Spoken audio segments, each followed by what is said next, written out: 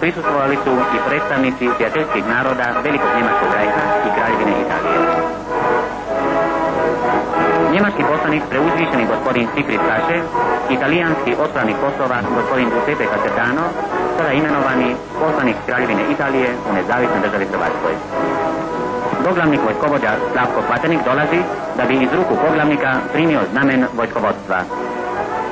U pratnji svojih krilnih pomoćnika doglavnik vojskovođa Hrvatske izvršio je smotru svih vrnih odreda, te se srdačno pozdravlja sa stranim gostima.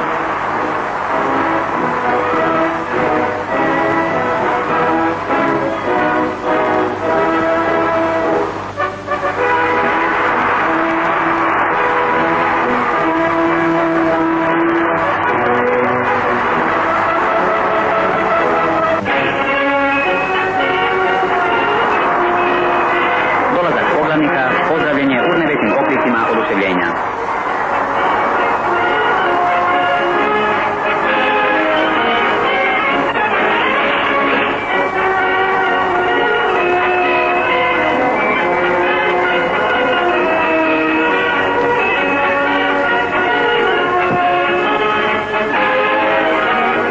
Poglavnik obilazi svrstane odrede hrvatskih ratnika.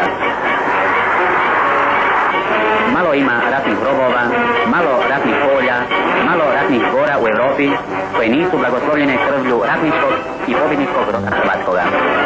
Lična na pobjede, hrvatska će vojska uvijek ostati vjerna svjetlim tradicijama svoje slave.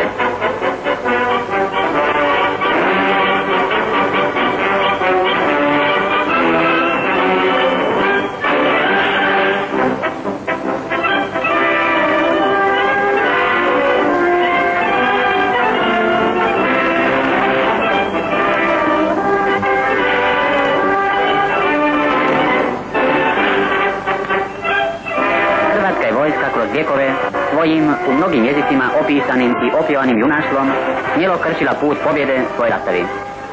Ovdje vidimo stare, slavom ovjenčane zastave, pod kojima su se u prošlim stoljećima, a također i za svjetskog rata, hrabro i neustrašivo borili hrvatski vojnici.